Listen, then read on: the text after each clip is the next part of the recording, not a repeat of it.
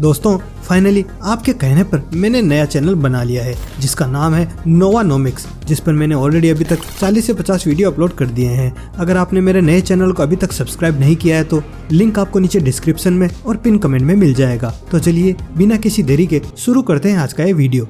Hello दोस्तों, स्वागत है आप सभी का आज के एक नए एपिसोड में। जब से फाइटर प्लेन का प्रोडक्शन शुरू हुआ है तब से लेकर आज तक कई फाइटर पायलट्स ने यूएफओ से सामना होने का दावा किया है। लेकिन तब क्या होगा जब पायलट्स को इन सो कॉल्ड यूएफओ को मार गिराने के ऑर्डर मिल जाएंगे। जब किसी फाइटर प्लेन का किसी सो कॉल्ड यूएफओ से सामना होता है तो मामला ऑटोमेटिकली क्लासिफाइड डिक्लेयर कर दिया जाता है। कुछ पायलट्स तो यहाँ तक दावा करते हैं कि अगर उन्हें छूट दी जाए तो वो उन यूएफओ को भी पकड़ सकते हैं। कई बार ऐसी भी रिपोर्ट पब्लिश हुई है कि जब फाइटर पायलट्स को यूएफओ को मार गिराने का ऑर्डर मिला तो उसी टाइम उनके प्लेन के वेपन सिस्टम भी ऑटोमेटिकली ही जाम हो जाते हैं। क्या यूएफओ हमारी टेक्नोलॉजी से सुपीरियर है कि वो कभी भी किसी के हाथ में नहीं आते, सिवाय कि वो खुद कभी ना कभी क्रैश हो जाएं। लेकिन क्या ऐसा हो सकता है कि यूएफओ ही पूरे फाइटर प्लेन को कंट्रोल कर ले और उन्हीं के ऊपर हमला भी करवा दे? ऐसे कई रिपोर्ट्स हिस्ट्री में हुई है जब ऐसे कैसे सामने आए हैं। फाइटर पायलट्स हम लोगों की सेफ्टी करते हैं उन खतरों से जो आसमान में होते हैं। फाइटर पायलट्स का जॉब बहुत ही कुशल होता है। उसके लिए पायलट में लाइटनिंग फास्ट एबिलिटी होनी चाहिए कि सामने जो आ रहा है वो कोई खतरा है या कुछ और। इनको हर तरह की ट्रेनिंग दी जाती है सिवाय एक को छोड़कर, और वो है यूएफओ से सामना करना। द मेंटल इंसिडेंट 1948 7 जनवरी 1948 Kentucky. Captain Thomas F Mantell, जो कि वर्ल्ड वॉर II के हीरो माने जाते हैं, जिन्हें 2000 घंटे से ज़्यादा फ्लाइट्स उड़ाने का एक्सपीरियंस था। जब एक बार ये अपनी प्लेन उड़ा रहे थे तो उन्हें राडार पर दिखा कि कंटाकी एयर स्पेस में कोई अननोन क्राफ्ट इंटर हो गया था। जैसे ही ये रिपोर्ट कंट्रोल सेंटर को मिलती है तो तुरंत उस सब्जेक्ट को मार गिराने के ऑर्डर दे दिए जाते हैं। मेंटल ने अपनी रेडियो पर बताया कि जो ऑब्जेक्ट उड़ रहा था वो मेटालिक था और साइज में भी बहुत ज़्यादा बड़ा था। लेकिन यह एनकाउंटर मेंटल के लिए बहुत दुखद साबित हुआ। इस यूएफओ एनकाउंटर के दौरान मेंटल का प्लेन क्रैश हो जाता है और क्रैश होने की वजह से उनकी मौत हो जाती है। ये यूएस की हिस्ट्री में पहला केस था जब कोई ज़्यादा एक्सपीरियंस वाला पायलट किसी यूएफओ से सामना होने के दौरान क्रैश होने के कारण मर जाता है। ये पहला मौका था जब गवर्नमेंट ने ये माना कि यूएफओ कोई मिस्टीरियस ऑब्जेक्ट ही नहीं बल्कि जानलेवा भी हैं। इस बात को कवर अप करने के लिए गवर्नमेंट ने यह कहा कि मेंटल जिस ऑब्जेक्ट को यूएफओ बता रहे थे वो एक वेदर बलून था जिसे स्काई हुक के नाम से जाना जाता है, क्योंकि उसी दिन 200 से ज़्यादा वेदर बलून आसमान में छोड़े गए थे और उनमें से किसी एक के साथ क्रैश होने की वजह से मेंटल का प्लेन क्रैश हुआ था।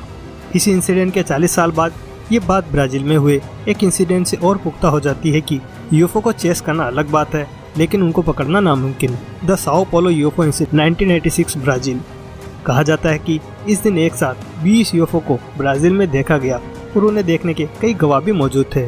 ये होने के तुरंत बाद एयरफोर्स ने अपने फाइटर प्लेन को यूएफओ को मार गिराने के ऑर्डर दे दिए थे। मिलिट्री के फाइटर पायलट्स ने यह बताया कि एक टाइम ऐसा आया जब उनके एक प्लेन को कई सारे यूएफओ ने घेर लिया था, जिनमें कुछ उनके आगे उड़ रहे थे और कुछ उनके पीछे उड़ रहे थे। बाद में ब्राज़ील में ये इंसिडेंट हाई लेवल रैंक के एयरफोर्स अधिकारियों के बीच एक बड़ा ही सेंसिटिव मुद्दा बन चुका था। उनको यह यकीन हो गया था कि उनकी मिलिट्री उन यूएफओ से सामना नहीं कर सकती। जब इस इंसिडेंट की रिपोर्ट पब्लिश हुई तब उसमें क्लियर मेंशन किया हुआ था कि राडार पर 3 विजुअल आए थे और वो तीनों डिफरेंट राडार पर सेम ही दिखाई दे रहे थे। इसका मतलब उस दिन ब्राज़ील के आसमानों में जरूर कुछ था, लेकिन पब्लिक को ये बता के चुप करा दिया जाता है कि वो स्पेस डेब्रिस थी जो किसी सैटेलाइट से टूटकर गिरी थी। ये भी सेम वैसा ही है जैसा हमेशा यूएफओ के केस में होता है कि किसी न किसी बहाने से यूएफओ के मैटर को दबा दो। द पेरू इंसिडेंट 11 अप्रैल 1980। इस दिन पेरू में शाम को 7:30 बजे के करीब ये इंसिडेंट हुआ था। कहा जाता है कि एक अननोन क्राफ्ट पेरू के आसमान में एंटर हो गया था। ये इंसिडेंट जिस जगह हुआ था वो हाई सिक्योरिटी एरिया था। पहले देखने पर ऐसा लगता है कि वो कोई वेदर बलून होगा। उसी टाइम एयरफोर्स के फाइटर प्लेन को उस अननोन टारगेट को मार गिराने के ऑर्डर दे दिए जाते हैं। वो जिस प्लेन को उड़ा रहे थे वो रशियन मेड था, जो कि दुनिया के किसी भी ऑब्जेक्ट को बड़ी ही आसानी से उड़ा सकता है। मिलिट्री हिस्ट्री में सिर्फ ये इकलौता ही ऐसा इंसिडेंट था जब रियल में किसी यूएफओ के ऊपर फायर किया गया था और डायरेक्ट निशाने पर भी जाके लगा था। उस फाइटर पायलट का कहना था कि जो ऑब्जेक्ट उसके सामने था वो राउंड शेप का था। जब उस पायलट ने एक बात बताई तो सबके होश उड़ गए थे। उसने कहा था कि वो यूएफओ पर बहुत सारे फायर किए और वो सभी ठीक उस यूएफओ को जाके भी लगे। लेकिन हैरानी की बात तो यह है कि उस यूएफओ को बिल्कुल भी नुकसान नहीं पहुंचा और लाइटनिंग स्पीड से वो यूएफओ कहीं गायब हो जाता है। तो आप सोचो कि वो किस टेक्नोलॉजी का बना हुआ होगा जिस पर दुनिया के सबसे खतरनाक प्लेन से हमला किया गया और यूएफओ का वो कुछ भी नहीं बिगाड़ पाया। पायलट्स के अकॉर्डिंग यूएफओ बिना विंग्स का था और उसका बॉडी सरफेस भी एकदम मेटालिक था, जैसे कि आसमान का रंग, ताकि वो जल्दी से उसमें गायब हो सके। बाद में इस फाइटर पायलट ने ये बात DIA को बताई और उन्होंने एक रिपोर्ट बनाई और उसमें कहा गया कि पायलट्स ने एक ऑब्जेक्ट को आइडेंटिफाई किया और उस पर फायर भी किया था और ऐसा होने के बाद भी यूएफओ को कोई नुकसान भी नहीं पहुंचा। ये होने के बाद पायलट्स ने कहा कि उसने ऐसा पहले कभी नहीं देखा।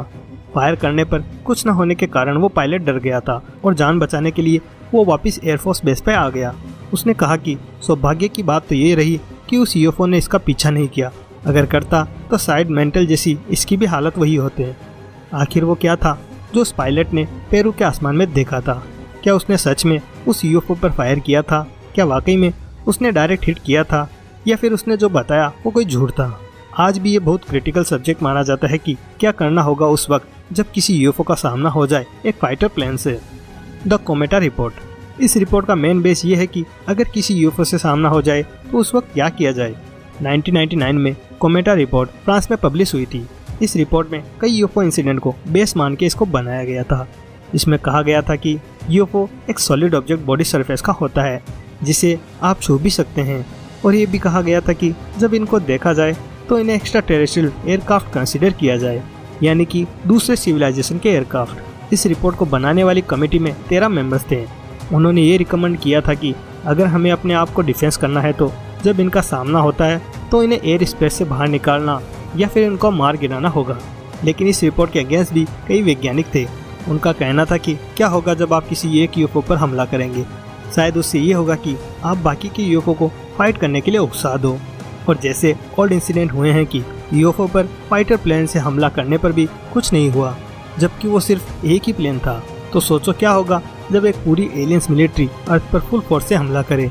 शायद वो कुछ ही मिनटों के अंदर पूरी अर्थ पर कब्जा कर सकते हैं।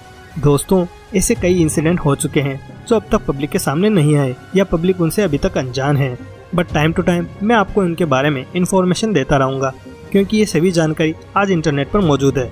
बस हम लोग ये नहीं समझ पाते कि शुरुआत कहाँ से करनी है। तो ऐसे और भी कई इंसिडेंट के बारे में मैं अपने आने वाले वीडियो में बताता रहूँगा। तो दोस्तों, ये था आज का वीडियो। आई होप कि वीडियो आपको पसंद आया होगा। अगर हाँ तो इस वीडियो को लाइक करें, शेयर करें इसे अपने फैमिली और फ्रेंड्स के साथ में। अगर आपने हमारे चैनल को सब्सक्राइब नहीं किया है तो चैनल को जरूर सब्सक्राइब करें और साथ ही साथ बेल आइकन को भी दबा दें ताकि आपको मेरे अगले आने वाले वीडियो की नोटिफिकेशन मिल सके। तो चलो यार, आज के लिए बस इतना ही। मिलते हैं अगले वीडियो में कुछ नए मिस्टीरियस फैक्ट्स के साथ। तब तक के लिए बाय।